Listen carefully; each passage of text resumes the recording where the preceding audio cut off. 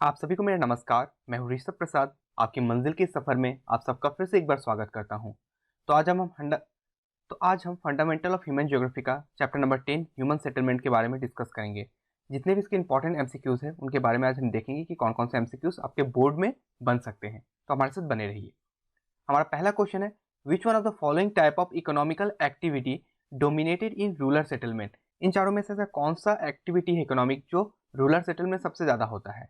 Primary, tertiary, secondary या quaternary, कौन सा होता है? तो राइट आंसर है जो हम देखेंगे कि रूरल इलाका जितना भी होता है वहां प्राइमरी एक्टिविटी सबसे ज्यादा प्रैक्टिस किया जाता है। ठीक है। Which settlement pattern is found along coast. Coast के अलॉन्ग में सोचिए कोई कोस्ट है, ऐसा एक कोस्ट है इंडिया का, जहाँ पे इस कोस्ट के अलोन में उसके साइड में कौन सा सेटलमेंट आपको देखने को मिलेगा। यहाँ जो घर होगा वो किस सेटलमेंट के अंदर आता है?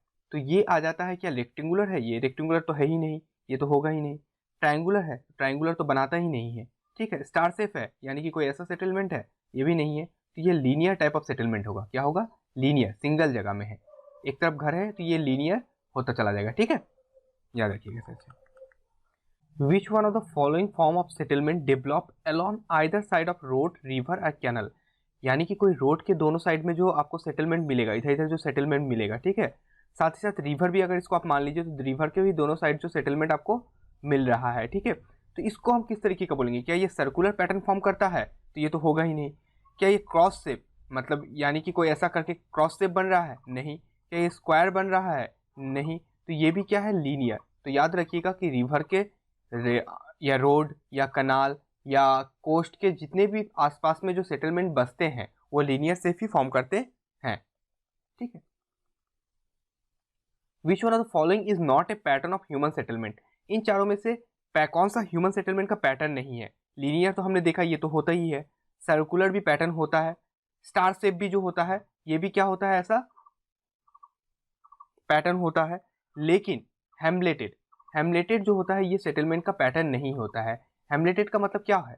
यानी कि यानी कि डिस्पर्स सेटलमेंट। सोचिए यहाँ पे एक सेटलमेंट लगा, यहाँ पे 20-25 लोग थे, फिर यहाँ पे एक लगा जिसमें 25 लोग थे। तो इस तरीके के जो छोटे छोटे सेटलमेंट होते हैं हम क्या बोलते हैं? हेमलेटेड भी बोलते हैं, हेमलेटेड सेटलमेंट बोलते। तो हेमलेटेड जो ये सेटलमेंट का पैटर्न नहीं है। Right answer is this. Okay, now come to the next question. Who coined the word conurbation. ये कॉन्यूबरेशन जो वर्ड है इसको किसने सबसे पहली बार बोला था? यहाँ पे चार ऑप्शन देख ही पा रहे, पैट्रिक गेडिस, अमर्त्य सेन, जेन गोटमैन या रैडजेल। किसने कहा था? तो इसको कहा था पैट्रिक गेडिस ने।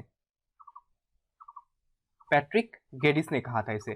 और ये किस समय कहा था? ये 1915 में उन्होंने कहा था। इसका मतलब होता है कि कॉन्यूबरेशन का मतलब होता है मतलब ये सोचिए एक सिटी है, इसके मतलब नियर बाई इलाका में एक छोटा सा इलाका जो डेवलप हो रहा है बहुत ज़्यादा, तो उसे हम कॉन्यूबरेशन करते हैं। मर्जिंग मतलब कह सकते हैं कि एक इमर्जिंग क्या है, एक छोटा सा टाउन टाइप का है। ठीक है, जो मेन टाउन से थोड़ा दूर पे एक बस रहा है, जिसे हम कॉन्यूबरेशन कहते हैं, जिसे पैट्रिक गेडिस ने 1915 में सबसे पहली बार कहा था।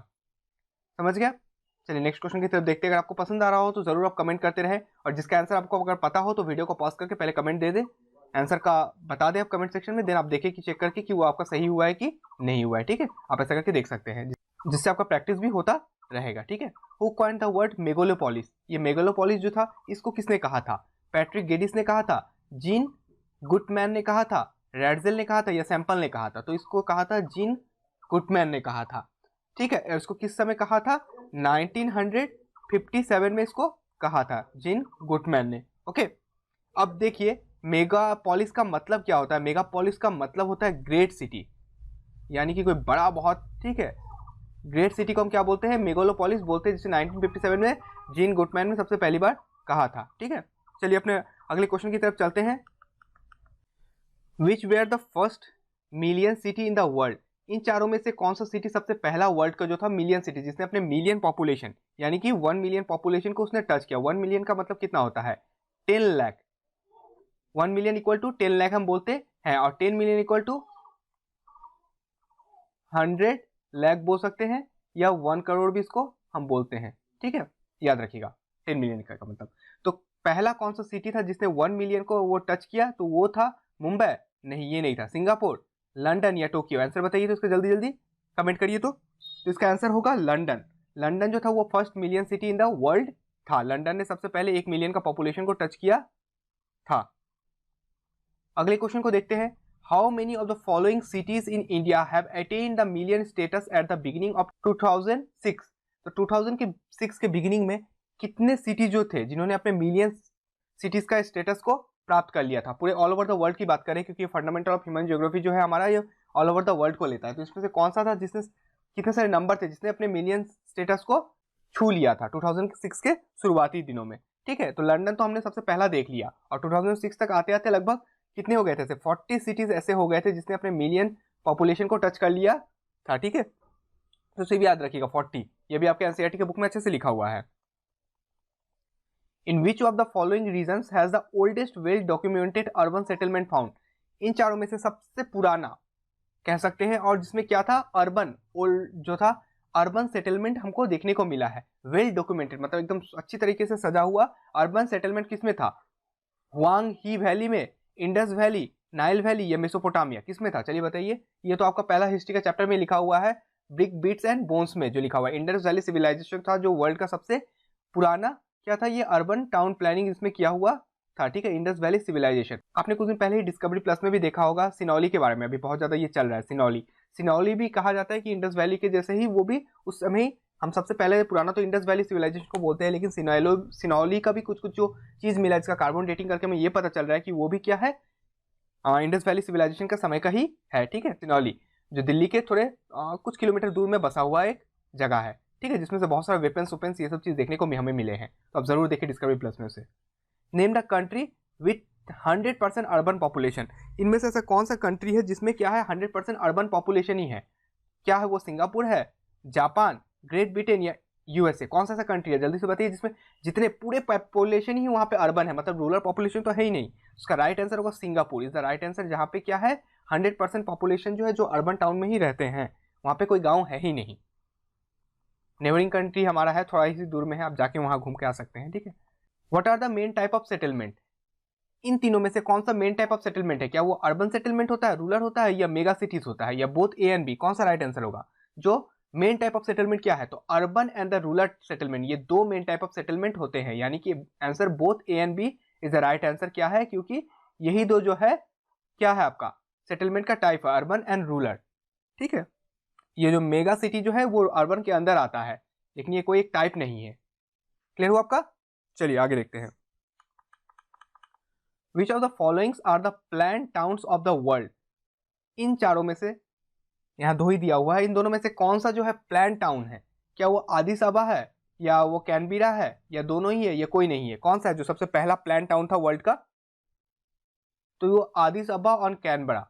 आदिस अबा का ही मतलब होता है, आदिस का मतलब होता है न्यू, क्या होता है न्यू, और अबा का मतलब होता है फ्लावर, न्यू फ्लावर। तो आदिस अबा का मतलब होता है न्यू फ्लावर, ये यूटोपिया की कैपिटल है। ठीक है, आदिस अबा। और कैनबेरा जो हो गया, कैनबेरा तो आपने नाम सुना ही होगा, ये ऑस्ट्रेलिया का कैपिटल को हम कैनबेरा बोलते हैं। ठीक है, ऑस्ट्रेलिया की कैपिटल है कैनबेरा। तो ये दो जो था वर्ल्ड का सबसे पहला क्या था, planned town of the world था। ओके, इसको ध्यान में रखिएगा, आदिस अबा and Canberra. Which is the population of mega city? Mega city का जो पॉपुलेशन होता है वो कितना होता है बताइए? 60 लाख, 70 लाख, 80 लाख या 100 लाख, यानी कि 10 मिलियन, यानी कि 1 करोड़? कौन सा होता है? तो जो मेगा सिटी होता है, मेगा याद रखिएगा, मेगा सिटी में जो होता है वो होता है 100 लाख। कितना होता है? 100 लाख होता है, यानी कि 10 मिलियन पॉपुलेशन भी बोल सकते हैं। अगर ऑप्शन में 10 मिलियन है तो 10 मिलियन भी आप मारिए, 100 लाख की जगह अगर 10 मिलियन है तो 10 मिलियन को भी आप कर सकते हैं, इसलिए मैंने दोनों को ही लिख दिया है। 100 लाख या 10 मिलियन जो होता है वो मेगा सिटी का पॉपुलेशन होता है। ठीक है, how many mega cities are there in the world? जिनका पॉपुलेशन 10 लाख से है, ऐसा कितने सारे mega cities all over the world है, उसका नंबर आपको बताना है। ठीक है, तो ये जो आपके बुक में दिया गया है, ये यूएन आपका जो बुक में रिपोर्ट है, ये यूएन का रिपोर्ट के मुताबिक 2017 के रिपोर्ट के मुताबिक है, जिसमें कितना है इसका आंसर? इसका आंसर है 31। कितना है? 31 इज द राइट आंसर, जिसके ये डाटा के हिसाब से है। लेकिन अगर बोल दिया, यहाँ पे मेंशन कर दिया कि यूएन 2018 के मुताबिक कितना है, तो इसमें आपको लिखना पड़ेगा 33 है, और ये थोड़ा 33 टोटल है। ठीक है, तो इसको ध्यान में रखिएगा। अगर 2017 अगर ये कुछ नहीं दिया तो आप एनसीईआरटी के साथ जाइए 31, अगर कुछ दे देता है 2018 लिख देता है तो आप 33 को करिए, कंफ्यूज मत होइएगा इस चीज को, इसलिए मैं बार क्लियर करा दिया आपको। ठीक है, जिनका पॉपुलेशन 10 मिलियन से ज्यादा है, ऐसे कितने हैं? 31 2017 में थे, और 2018 में 33 हो गए हैं। Which city firstly attain the status of mega city in the world? तो सबसे पहला जो 10 मिलियन का पॉपुलेशन को टच करने वाला मेगा सिटी कौन सा था वर्ल्ड का? क्या वो न्यूयॉर्क था, लंदन था, टोक्यो था, या बीजिंग था? कौन सा था बताइए चलिए। तो उसका राइट आंसर जो होगा न्यूयॉर्क। न्यूयॉर्क जो था सबसे पहले 10 मिलियन सिटी अटेंड करने वाला शहर था। मेगा सिटी का दर्जा इसने सबसे पहले लिया, वो भी इसका जो मैं इसका डेट भी लिखा देता हूँ, 1950 में इसको मेगा सिटी का स्टेटस मिला था। ओके, जिसका पॉपुलेशन 10 मिलियन से ज्यादा था। तो सभी चीज मैंने क्लियर करा दिया। सबसे पहले आपको दिखा दिया कि कौन सा मेगा सिटी जो था वो था जिसका पॉपुलेशन इतना होता है, नंबर कितने हैं, और साथ ही साथ कौन सा शहर सबसे पहला हुआ। ठीक है, what is the population of N urban town in India? और अर्बन टाउन जो इंडिया में होता है उसका पॉपुलेशन कितना होना चाहिए इंडिया में? इंडिया का मैं अलग कंट्री का बात नहीं कर रहा, मैं अपने देश की बात कर रहा हूँ, जिसमें कितना होना चाहिए? तो इसका होना चाहिए 5000। कितना होना चाहिए हमारा टाउन का, अर्बन टाउन का? तो 5000 प्लस पॉपुलेशन होना चाहिए, तो ही वो अर्बन टाउन कहलाएगा। London is a city of this type. किस टाइप का वो सिटी है?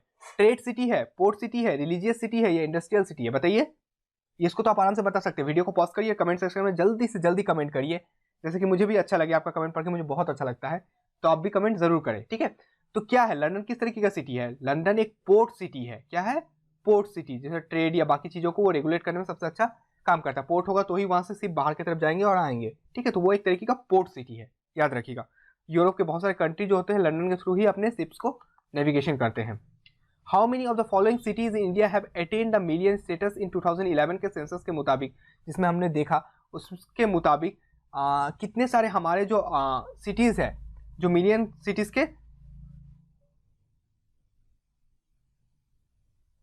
सिटीज के स्टेटस को टच कर लिए हैं, कितने हैं? तो वो है 53। कितने हैं? 53 ऐसे हैं जिसने मिलियन सिटी के स्टेटस को 2011 तक टच कर लिया है, ठीक है। इसको भी याद रखिएगा। Sufficient of which type of resources can help to create adequate social infrastructure catering to the needs of the large population in the developing country? तो इन डेवलपिंग कंट्री में ऐसा क्या चीज़ है जो लोगों की ज़रूरतों को पूरा कर सकता है और जो इसका डेवलपमेंट होने से अच्छा होगा?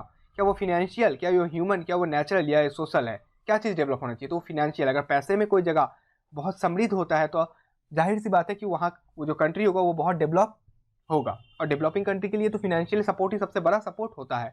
तो sufficient of which type of resources? तो financial resources can help to create educate social infrastructure, जिससे बिल्डिंग, स्कूल, हॉस्पिटल ये सब अच्छा होंगे। Catering to the needs of the large population, जो डेवलपिंग कंट्री के हमारे जितने कंट्री के जितने लार्ज पॉपुलेशन के नीड्स को पूरा कर सके। हमारा तो अभी बेसिक नीड ही बहुत लोगों को, मेडिकल, हेल्थ, ये सभी चीज़ नहीं मिल पा रहा है लोगों को, घर नहीं मिल पाता है, रोटी कपड़ा नहीं मिल पाता, तो ये सारे के लिए फिनेंशियली हमें मजबूत होना जरूरी है। ओके, तो हमारा अंतिम क्वेश्चन जो 20 क्वेश्चन हम हमेशा डिस्कस करते हैं अपने सेशंस में, तो आज हमारा जो अंतिम क्वेश्चन है, igloo are found in the region. Igloo कहाँ मिलते हैं?